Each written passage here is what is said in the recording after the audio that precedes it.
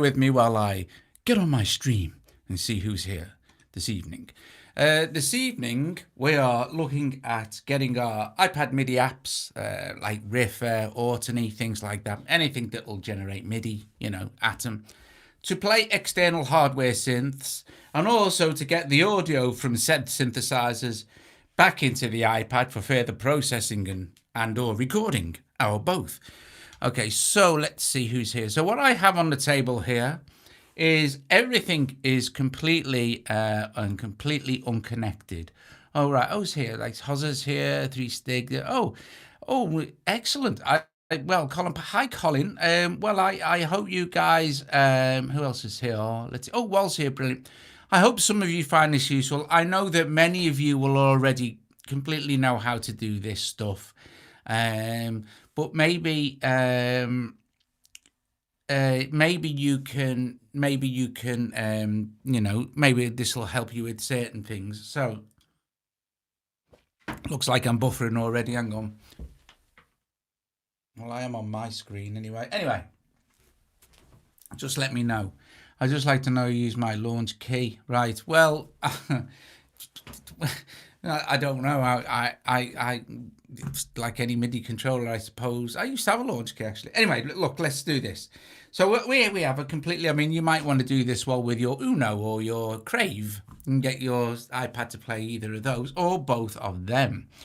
Anyway, here we go. We have all this unconnected stuff. There's nothing connected to anything here. The audio fuse is unconnected completely, so we're going to do the thing. Now, here's the thing with the audio fuse. The audio fuse I'm using as the audio interface, and also I am going to use it as the USB hub as well, because it has 3 USB inputs on it as well. So we can use the audio fuse as a USB hub. However, if you've got an external USB hub, this will work exactly the same as long as everything from that USB hub ends up going into your lightning connector, your CCK here, and so everything needs to end up, everything that you want the iPad to control has to go into this, whether it's via USB hub or via this, which is an audio interface and a USB hub. So that's neither here nor there. Anyway, so we're going to start with this. Look, left and right speaker output, right? This is so that in the end, you're going to be able to hear what's going on, because the other ends of these go into the mixer so that you can hear what's happening in the iPad. Otherwise, you could just use the headphones on your audio interface. It doesn't really matter. Then we're going to take the actual USB that comes with the audio fuse or your audio interface, and we're going to plug that in. Okay, so USB goes into there like that. So the other end of that USB happens to be this one here, which is going into the lightning connector. So that's that. And then we just need to power it up because audio fuse requires power. So we're going to just plug it in, and now it's going to power up. That's fine. So now what we need to do is plug this, because at the moment, if I set up an audio track, you'll see hardware input will be iPad microphone, because there's nothing plugged into the iPad at all. So let's plug in the audio interface into the iPad, like I've just said, like that. And now what will happen is the audio fuse will take over the audio from the iPad, and we should see an audio hardware input now is audio fuse, and it goes all the way up to audio fuse 7 and 8. All we're interested in is audio fuse 1 at the moment. But before we even do that, what we're going to do is go here and set up a MIDI track. So we can move that out of the way. So actually, for now, I can actually remove that channel, because to get the MIDI to work, you don't need the audio. It's not important. It's only going to be playing MIDI. But we are going to be playing audio as well, so we can hear what's going on, obviously. And then you might want to apply effects to your hardware synth going into your iPad, as well as having it controlled by your MIDI apps or whatever. Okay, so next step is to connect your synthesizer, in this case, where you're going to start with the Arturia Microfreak. And because the Microfreak will work off USB bus power, as do many of the smaller synthesizers, that's what we're going to use. However, we can plug it in if we want to. Right, anyway. So first thing we're going to do is take an ordinary USB cable here, because that is what this takes. Oops. Pardon me. We're going to take this ordinary USB cable and plug it in here like that. And then the other end, obviously, we're now going to plug into our audio fuse, and we'll just select one of these USB ports down here, and this one, I think it goes this way, like that. So now the audio fuse is acting like a normal USB interface would, as long as it's plugged into your iPad. Okay, so let's see if we actually have a connection going on. If we open our little connection buffer here, you will see that we have a audio fuse there, and also that's all we have, and that's all we need. And I'll show you why. Let's see, we need to power on the actual MicroFreak for it to get recognized. So switch on your synthesizer, and once it's switched on, theoretically AUM will now be recognizing the MicroFreak going through the audio fuse. So go back to our routing again, and you'll see that Arturia MicroFreak is now there, as well as the audio fuse.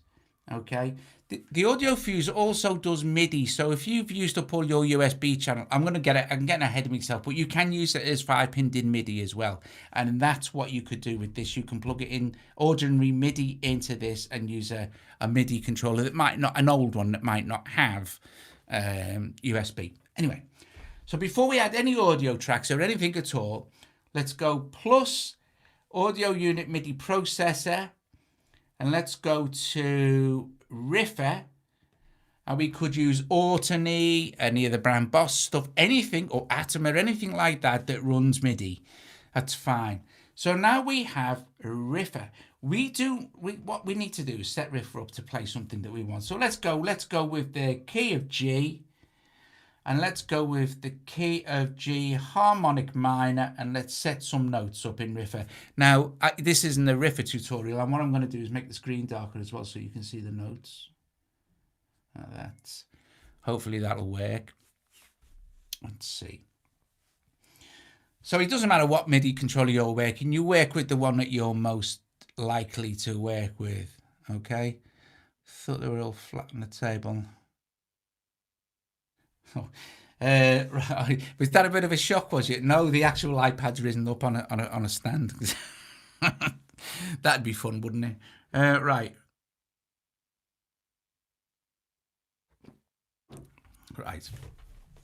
So we can go out of Riffer now. Now, what we want to do now is connect Riffer to the MicroFreak, and we do that in our routing area again. And you'll see now that Riffer has appeared as a source, basically source and destination. So all we need to do is find the Riffer, which happens to be in the last one, and then the MicroFreak. I'll get my little pointer.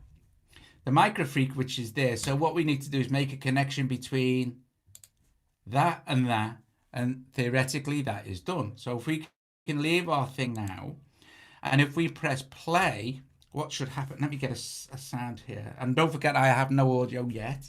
Well, like I says, that doesn't matter. I'm going to get a sound, an init sound maybe.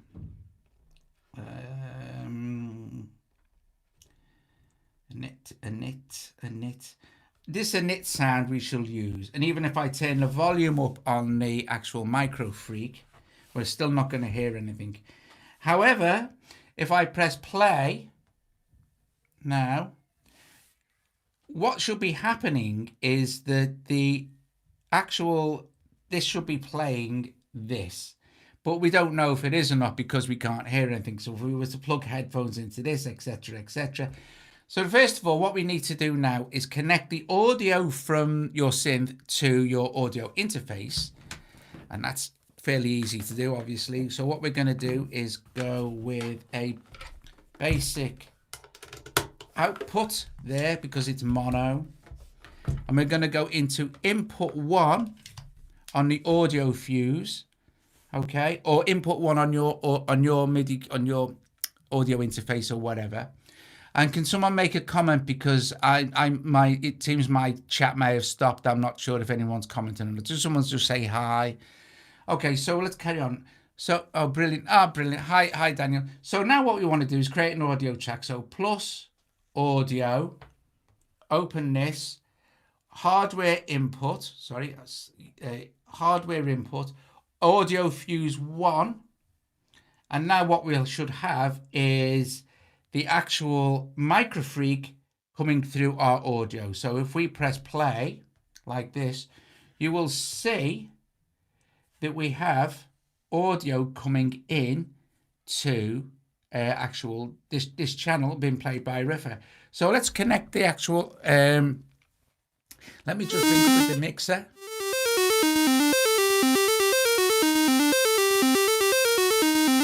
Now you may be thinking, why am I hearing it in this volume down? That's because on the actual audio fuse, there is a direct, which means that you can use the audio fuse as a mixer, or computer. Let's go to computer and turn the volume back up for the actual microfreak. And now all the volume will be being controlled by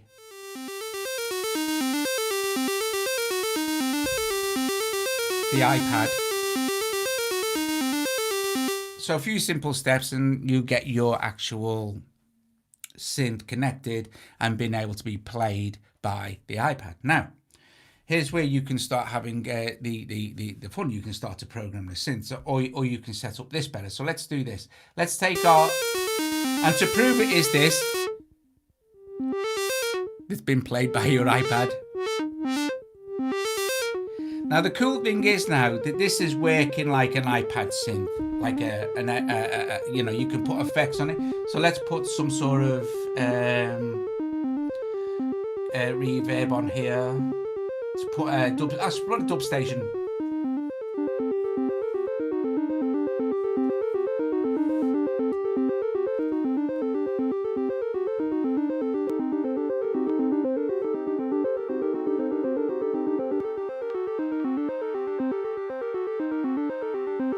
Let's have a mess with the.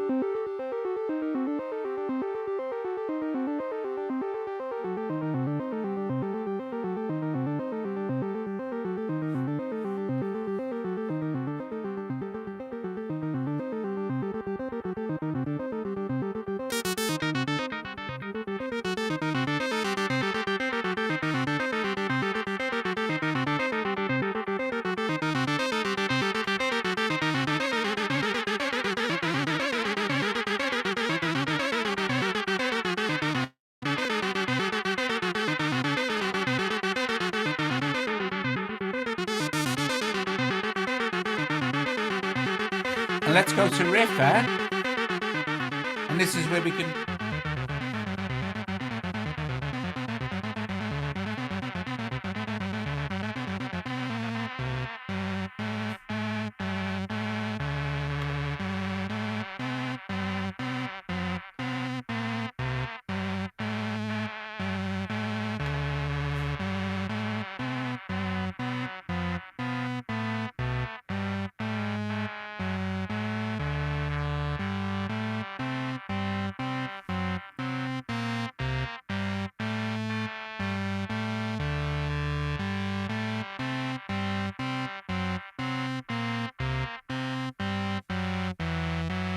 And because Riffer is a really good, we can like set it to do infinite, so each pass will change.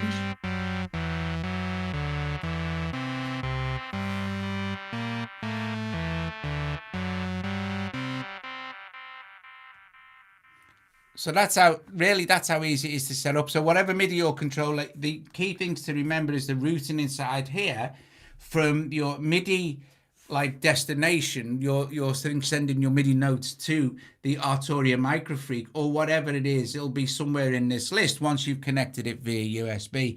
So if you follow the actual the actual info, then you'll see. You'll see it makes sense when you come to do it yourself. Let's take this a step further. That's what we should do now. So we've connected this. So let's connect something else. Let's move this out the way so we know it's working. We can get it so it's not in shot now. Doesn't matter. I'm quite happy with that sound it's making. That's fine. If I press play now, it's going to be playing now. Let's connect another one. And don't forget as well, this will work completely and entirely perfectly in conjunction with your other iPad synths now, because it's all running through AUM and your iPad's controlling all the clock info and all the tempo stuff. So you're basically just using your external synths as sound modules to be controlled by the iPad. And because we rerouted the audio back through, I mean, you could just send the audio from your hardware synths into a mixer and it would be fine. You'd just be using the iPad as a controller. But if you want to use it as a controller and a way to get audio in, so you could run, because you can set this up on Cubase's, have a MIDI track played by something else, and then just route the MIDI to the audio and record them at the same time. And you'll record the audio and the MIDI data, having it been played by the microphone or whatever synth you want. Okay, so right, so let's go on. Let's go a step further. Let's get the drum brute now. Let's get some drums playing. So here is the drum brute. Here. And we're going to do the same thing, but this time we're going to set up a drum machine, and we're going to set up it to play the drum brute, but we're still going to route the audio from the drum brute through the audio fuse into the iPad and have it been played via MIDI. So first of all, we definitely need to plug the drum brute in because it requires power. Okay, so let's do this. And on the back of the drum brute, you can choose to have master out or send each one of these drums out separately. We're going to stick with master out. You also have 5-pin DID MIDI, clock in and out, and USB MIDI. USB MIDI is the one we want. So let's do that one first. Let's get our MIDI cable and our audio cable while we're there. So we'll start with the MIDI cable. Get this thing here now. So we'll start with our MIDI cables. Gosh, I'm getting my cables up. I am proper. Right, so we'll get our MIDI cable here, and we plug our USB cable into the back of the drum brute like this, and we take the other end, and that obviously now will go into one of the other 3 ports on the back of the audio fuse here, or if it was an audio hub, you'd plug it into the audio hub. So we can go in there like that. We can go into port 2, it's fine.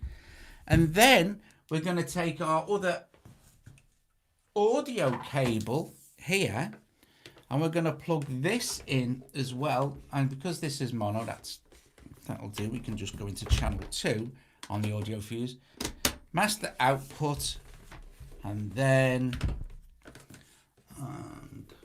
just do this. Get my cable out of the way.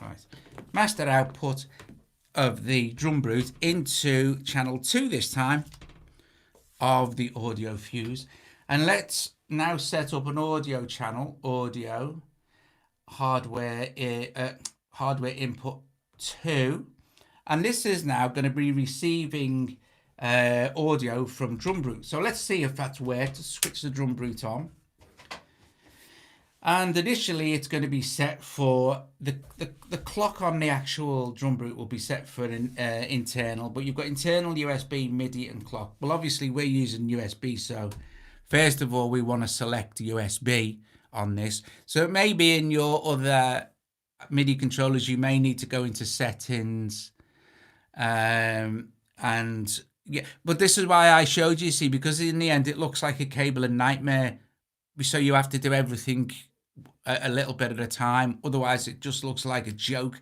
I've watched so many videos on YouTube where they're going, this goes in here, that goes in there, and it's all legit and everything, and they're not trying to confuse you out, but because there's so many cables you cannot see where's going what. That's why I've just done this from a blank, nothing, everything disconnected. So it's, you know, that's the key. Anyway, so you'll hear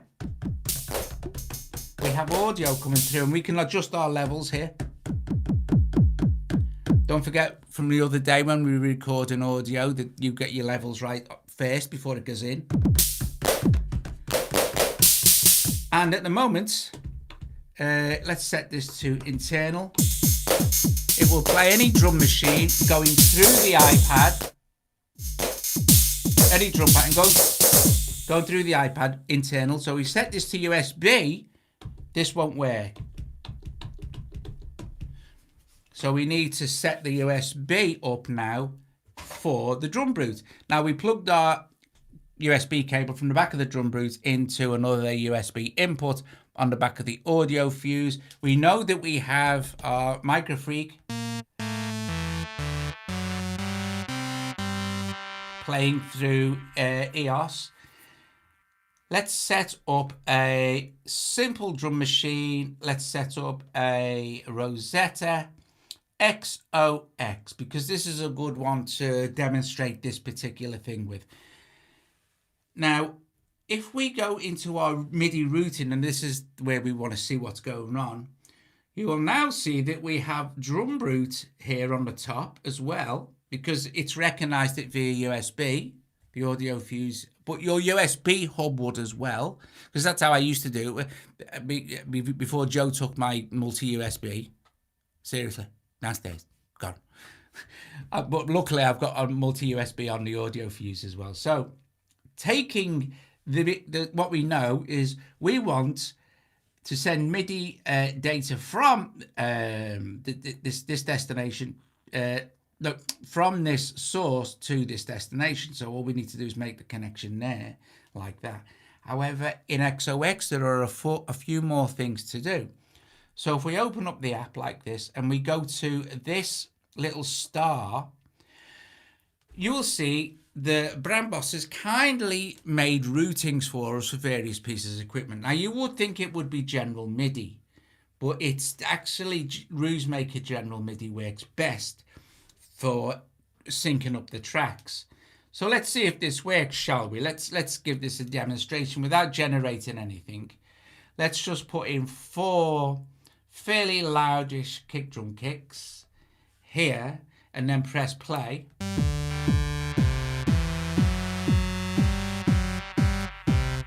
You will see it's now playing, I think you may be able to see, but it's now playing the kick on the drum brute. Right. Which means that we can now make any adjustments to our kick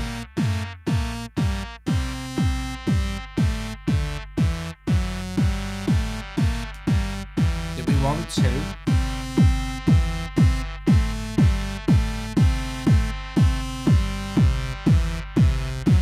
Or any more adjustments to our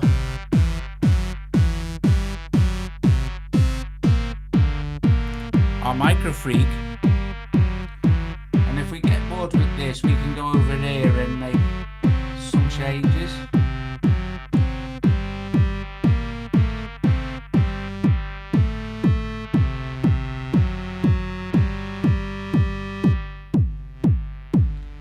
So now that means we can start to program our drum pattern inside XOX to play the actual drum brute.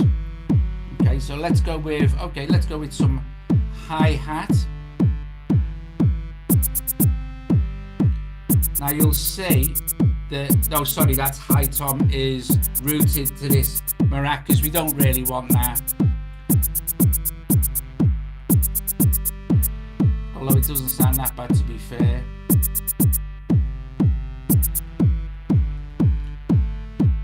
So closed hat. Yeah, that's right.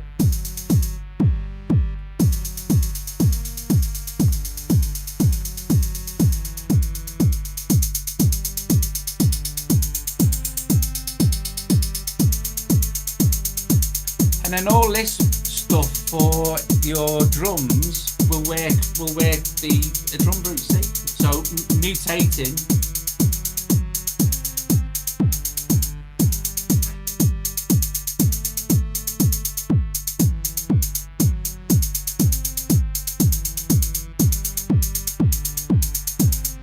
what's also playing the microfreak. No, the only thing playing the microfreak is Ripper. See?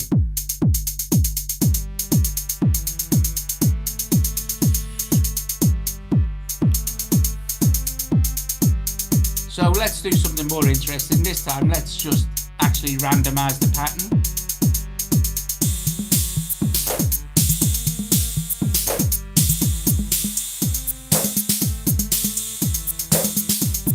And let's take that out.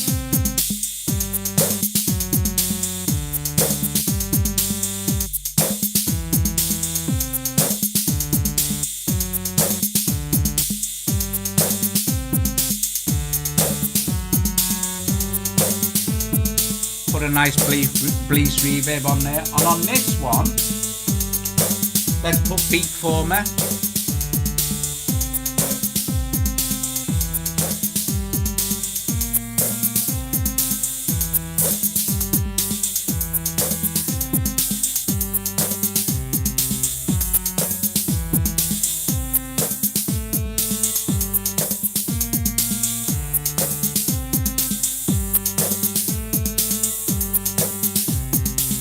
And then let's speed it up.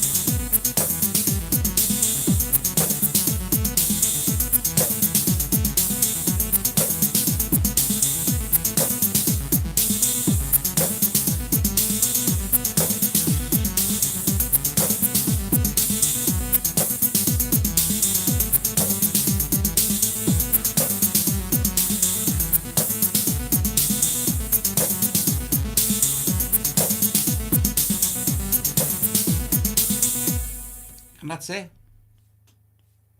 You don't need an audio interface with a USB hub. All you need is if your ordinary audio audio interface is fine, as long as the USB that comes out of the audio interface goes into a USB hub, and then the hub output goes into the CCK. And then whatever you plug into that powered USB hub, whatever you plug into that, as long as that's plugged into the iPad will see it. You cannot use two audio interfaces though. That will not work. It will not work. Yeah. Oh, I could show you. Well, actually, I couldn't. I can't. No, it's too messy now to fiddle around with the. I can show you how to set up MIDI lane on another video if you want. Well, I can do it with the. It's too messy now to set all that up and quickly. Or is it? Okay. Do you want me to actually quickly set up a MIDI map thing with the audio, what's it called? The Keylab. So I can show you, because it's the same for any controller as well. Since I've now showed you how to do your hardware synths, we can actually knock that on the head. Okay, let's try that then. Let's completely clear this, okay, because that would make sense. And let me just switch off all these and get rid of everything. I'll just close that down as well, so we're not any clicks. Let's take everything away. Let's put it all down there. And let's switch off our Micro Freak, unplug that there. Let's put that down there. Let's get rid of everything from here and put this back over here. Okay, so now we're down to basically notes again. I can unplug my drum brute. That can go there. on top of the drum brute, and we can get rid of all these USBs from the back of the audio fuse as well. I will use another one of these USBs, but you know, in a minute, just so you can see it all going what's it again. And then let's unplug this completely and start again. Now I will say, let me just unplug the actual audio fuse one. For anyone who's actually interested in the audio fuse, these cables on this thing are mental. Right, let me just get the thing complete separate thing now. The audio fuse cable, which is this, is quite interesting because the audio fuse is powered. You have to have it plugged in, and you do actually have it plugged in for it to work with iOS. However, you can get around it because what they've thoughtfully done is on the actual main USB part of this cable, there is another little cable that comes off it, which goes into a battery pack, a USB battery pack. So you can use a battery pack with it as well. I just found it mind-boggling annoying that there's this extra cable. Anyway, first of all then, we want to plug our USB into the audio fuse, as per normal, the other end. A bit there, like that. Okay, and then plug it in, it's all switched on. So the other end, of course, obviously wants to go into our, sorry, I hit that, CCK, like that. And then that CCK wants to go into the iPad as per normal. Okay, so now we've remade the connection between the audio interface and the iPad. So now we need to get the MIDI controller. Right, hang on a minute.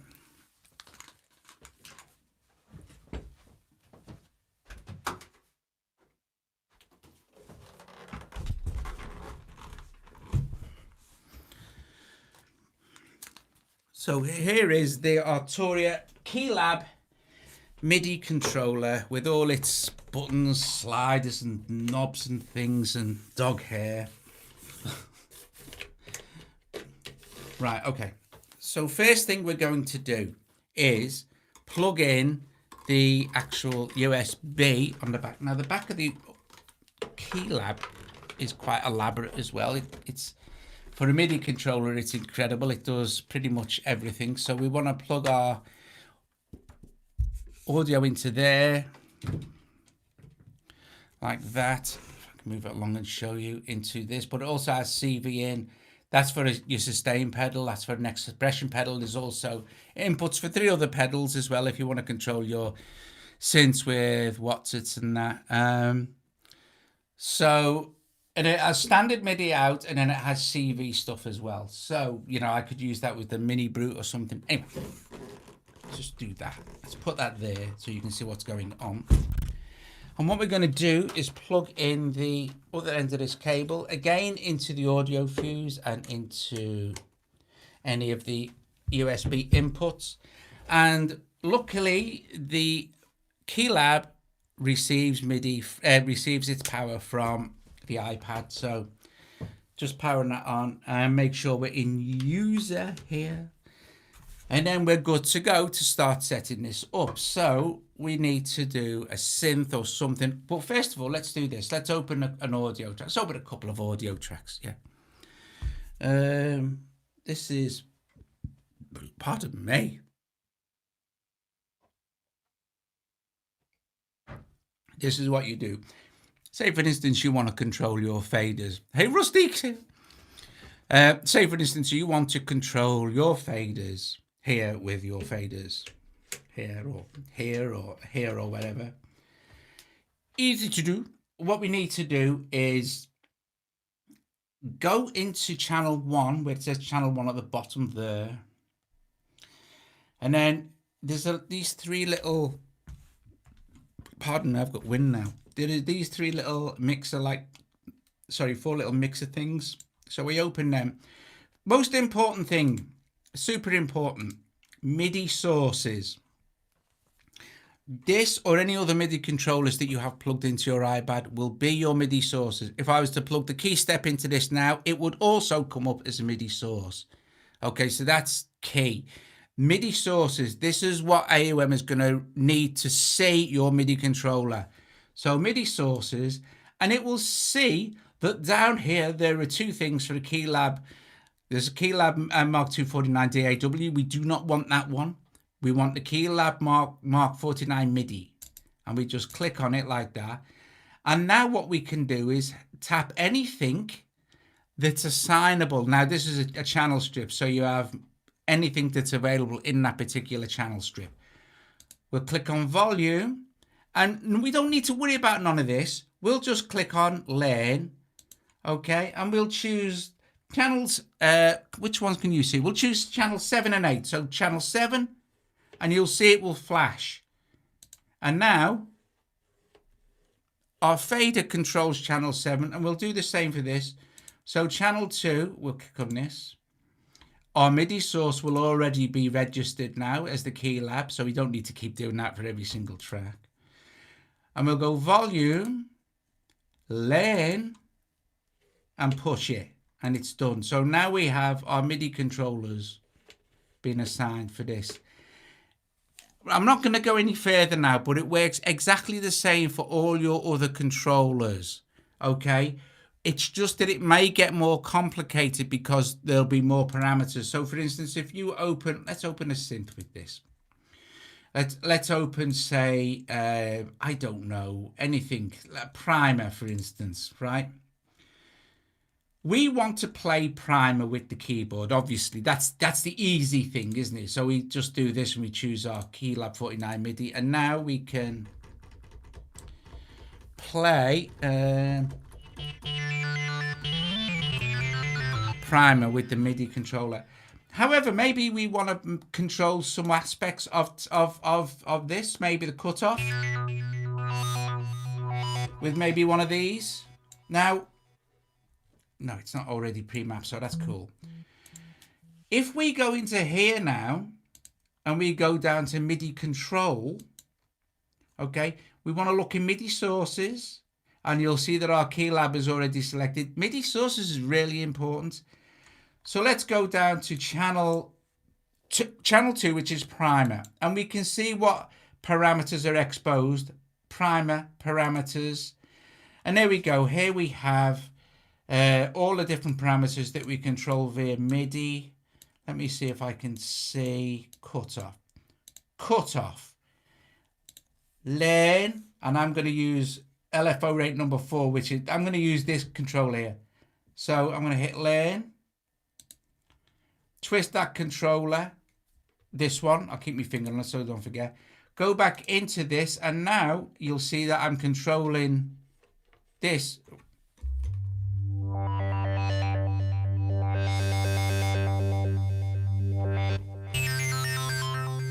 I'm controlling the cutoff now.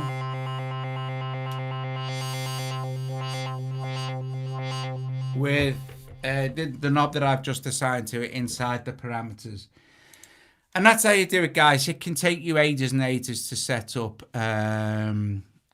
It can take you a long time to set up. The key thing, I can't stress this enough, is if you don't give AUM a source for it to look at, you'll be pulling your hair out all the live long day. Because it needs to see what it's, because if I plug a Keylab into it now, into the back of this, it'll recognize the Keylab as well. So I've got this playing Primer, I could have the Keylab playing something else. If I've got a million USB ports, all different things plugged in, AUM doesn't know what to look for, where to look for it, and what you want it to control. So you can have loads of different controllers, but you need to tell AUM the source, that like which controller, and then which controller you want to control things. It can get like overly complicated. It's unnecessary sometimes, but if you're like got a big gig set up or something like that, you know, it's a done deal. You know, MIDI, yeah, well, MIDI learn's good, but like it's nice to have the exposed parameters in AUM or Cubasis. You know, it's but it can get like overly complicated. It's all right if you're doing it like one, but also keep track of what you're doing. Do it one bit at a time. That's the idea. I often think, I look at the big picture on certain things and think, oh no, mate, God, forget that. It's too much hassle. But then if you go into it and look at it kind of one little bit at a time, you'll be much better off. Just keep doing it all at once, you know. And do it a few times. Make sure you know what you're doing, because you can pretty much in AUM you can pretty much map anything to anything. It's really good, but it can get mad, you know. But yeah, well, it does get crazy, doesn't it, Rusty? That's the thing. Unless you go start from scratch like I have tonight for both parts of this tutorial thing, it's easier to see it all set up with nothing connected than all of a sudden look at a big load of cables all over a table. And not many people bother to tell you. They don't bother to tell you. They say, oh, this is controlling this is controlling that, that's controlling that. And I'm thinking, but how is it doing it? You know what I mean? Why, how have you got that set up? You know, so I think occasionally. And of course, it goes without saying that if you change your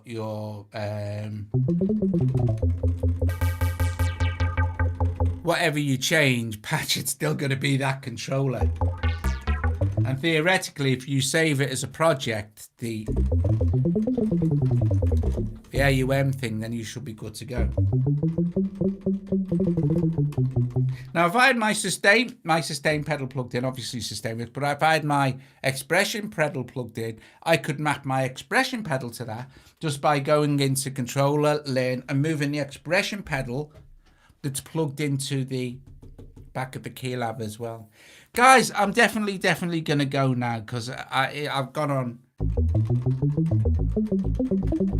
long enough. I hope you did find this useful. I genuinely do.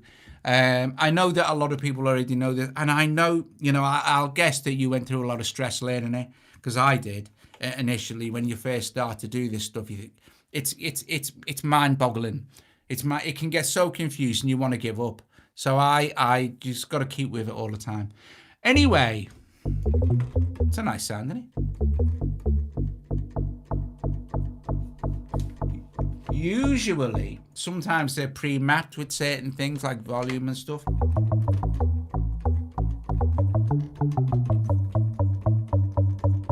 That's just the master output for the audio fuse.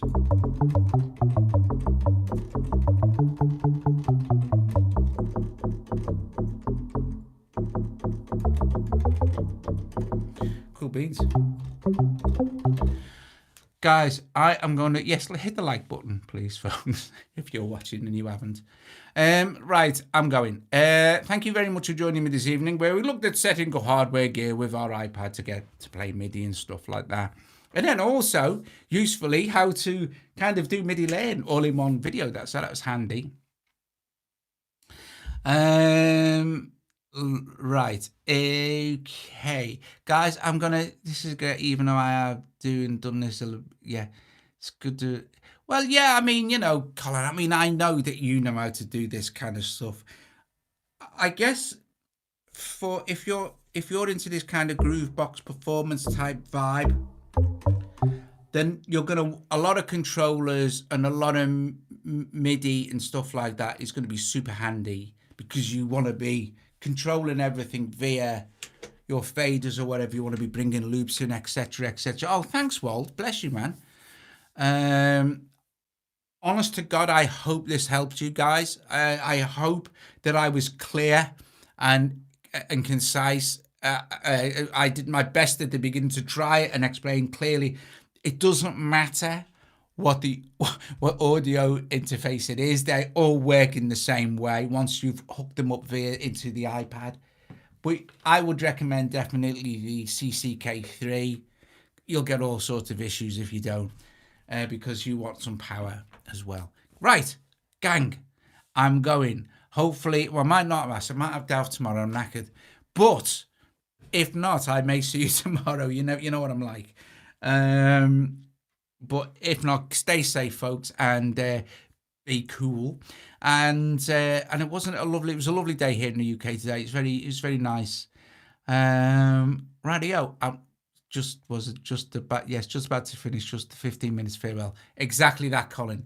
Just 15 minutes to go.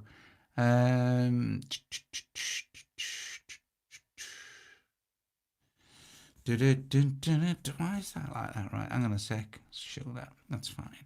Right. I'm going to close the microphone. I'll let you guys say ta-ra to each other for a minute. See you later.